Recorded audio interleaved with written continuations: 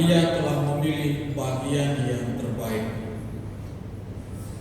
Dalam perjalanan ke Yerusalem, Yesus dan murid-muridnya tiba di sebuah kampung. Seorang wanita bernama Marta menerima dia di rumahnya. Wanita itu mempunyai seorang saudara bernama Maria. Maria ini duduk di dekat kaki Tuhan dan terus mendengarkan perkataannya. Tapi Marta sibuk sekali melayani. Ia mendekati Yesus dan berkata, "Tuhan, tidakkah Tuhan peduli bahwa saudariku membiarkan aku melayani seorang diri? Suruhlah dia membantu aku." Tapi Tuhan menjawabnya, "Marta, Marta, engkau khawatir dan menyusahkan diri dengan banyak perkara. Padahal hanya satu saja yang perlu. Maria telah memilih bagian yang terbaik yang tidak akan diambil daripadanya." Demikian lanjut Tuhan.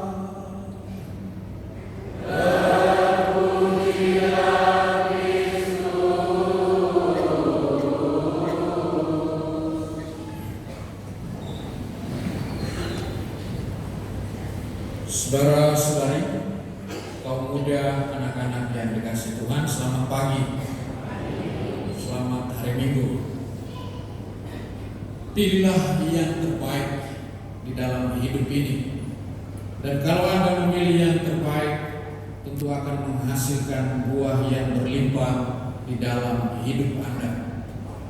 Pilihan itu tentu didasari dengan sebuah doa, ketulusan hati yang mendalam. Seorang keluarga, Bapak Ibu, tentu memilih sekolah yang terbaik, apalagi di tahun ajaran yang baru ini. Memilih sekolah yang terbaik untuk anaknya. Supaya apa? Dia sekolah, dibina, dididik, sehingga menjadi pribadi yang matang, yang dewasa, percaya pada Tuhan, menyerahkan diri kepada Tuhan, dan juga kebanggaan untuk keluarga.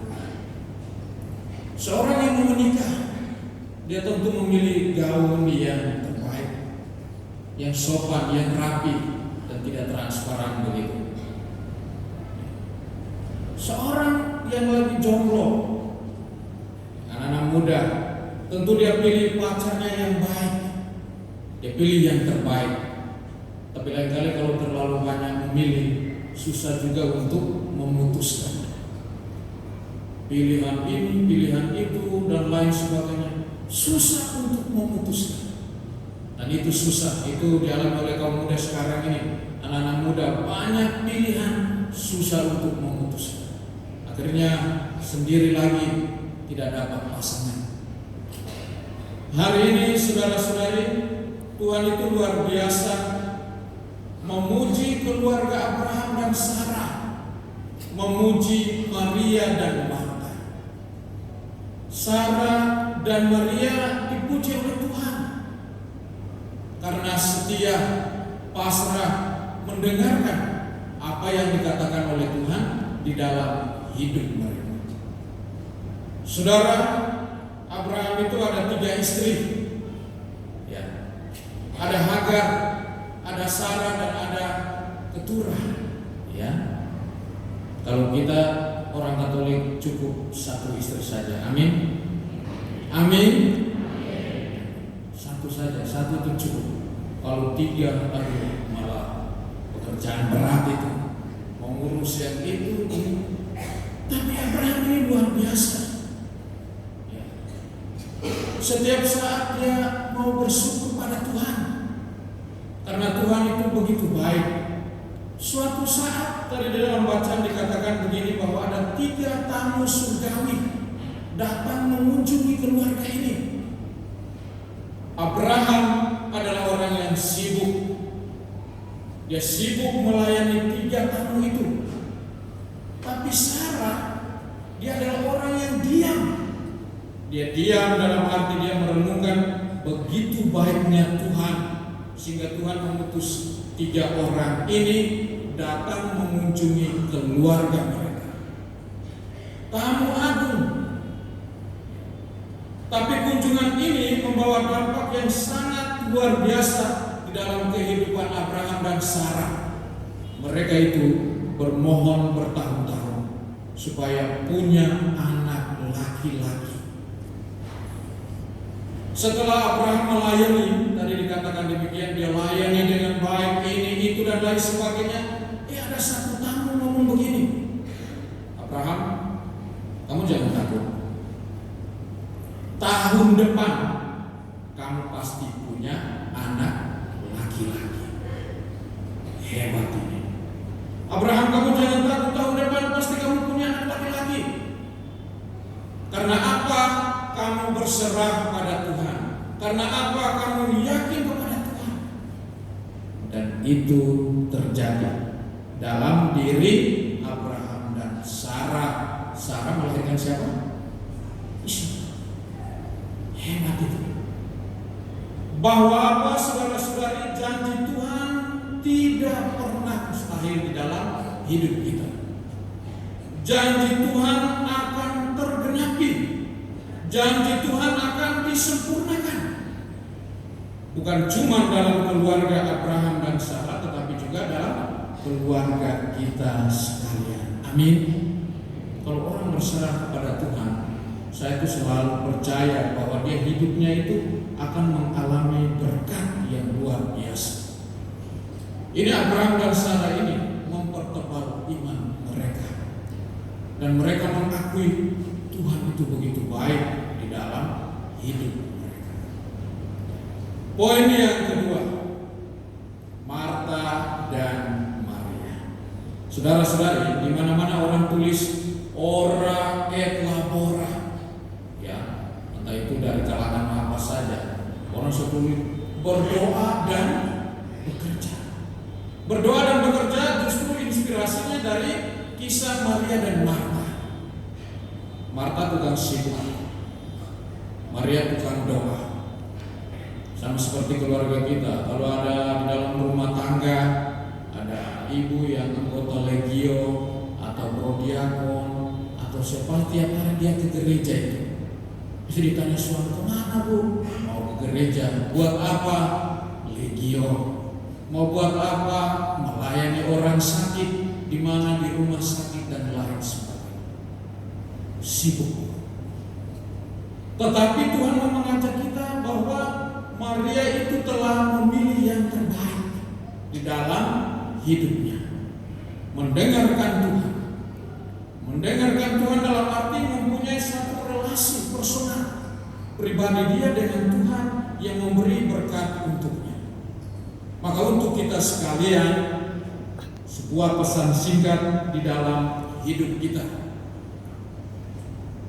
Jagalah keseimbangan antara mengasihi Tuhan dan juga tugas panggilan pekerjaan yang Tuhan percayakan kepada kita. Dan kalau ada umat yang terus bekerja, dia kerja mungkin 1 kali 24 jam tidak pernah istirahat. Dia kerja, pokoknya kerja terus menerus. Saya berapa kali bertemu, ya, waktu saya tugas juga bertemu dengan umat. Dia ngaku Katolik, tapi tidak pernah ke gereja. Saya tanya, kenapa Pak? Aduh, saya kalau tidak kerja ini pundak saya ini semakin hari semakin berat. Tanggung jawab saya semakin hari semakin berat. Ada istri, ada 5 anak. Saya harus fight bekerja supaya bisa menafkahi keluarga. Berat rasanya di dalam kehidupan keluarga. Tetapi kisah ini, Abraham dan Sarah, Marta dan Maria, saudara-saudari, menjadi inspirasi bagi kita sekalian supaya kita jaga keseimbangan di dalam hidup kita, mencari rezeki untuk kebutuhan hidup kita, tetapi jangan lupa datang kepada Tuhan, datang bersyukur kepada Tuhan, karena berkat Tuhan luar biasa. Tuhan memberi rezeki bagi hidup kita. Kita lanjutkan Ekaristi Kudus ini. Semoga kita menjadi pribadi-pribadi yang diberkati. Amin. Mari kita berdiri, kita mengungkapkan iman kepercayaan kita. Aku percaya akan Allah, pencipta langit dan bumi, dan akan Yesus Kristus, yang tunggal Tuhan, yang dikandung dari Roh Kudus,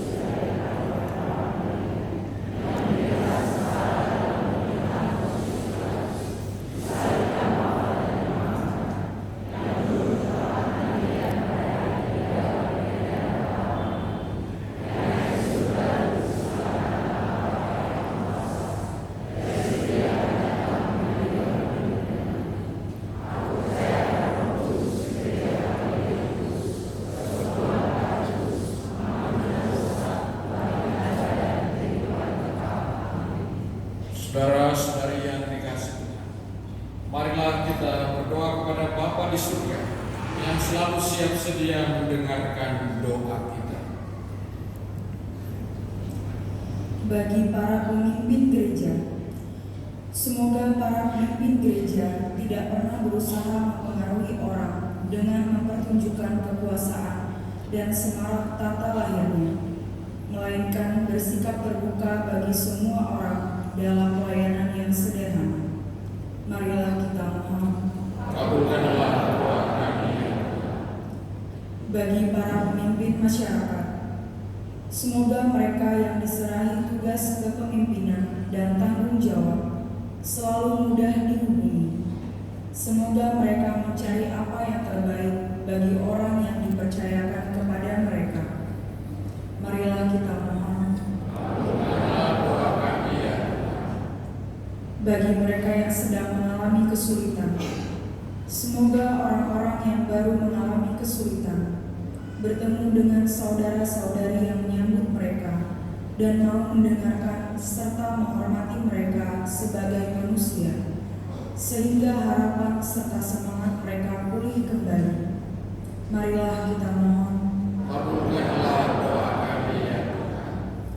Bagi kita yang berkumpul di tempat ini, semoga kita semua berkumpul di tempat ini selalu lebih menghargai manusia daripada waktu dan barang-barang jasmani. Semoga kita menyambut sesama manusia seperti Allah menyambut kita. Marilah kita mohon. Kabulkanlah doa kami. Dalam Ekaristi Kudus ini kita mengucap syukur atas terkabulnya doa novena 3 Salam. Terima kasih Bunda atas semua kebaikan. Marilah kita mohon. Kita juga berdoa untuk Jesselyn Clarissa Tomo agar mendapat kerja yang terbaik di Melbourne, dan untuk Aldus diberi kemudahan dan berkat bagi usahanya, agar showroom Suzuki melayani 46 dapat yang baik kami terima dari tangan. Semoga Engkau berkenan mengabulkan permohonan kami dalam nama Yesus Putra Tuhan dan pengantara kami. Amin. Persiapan bersama.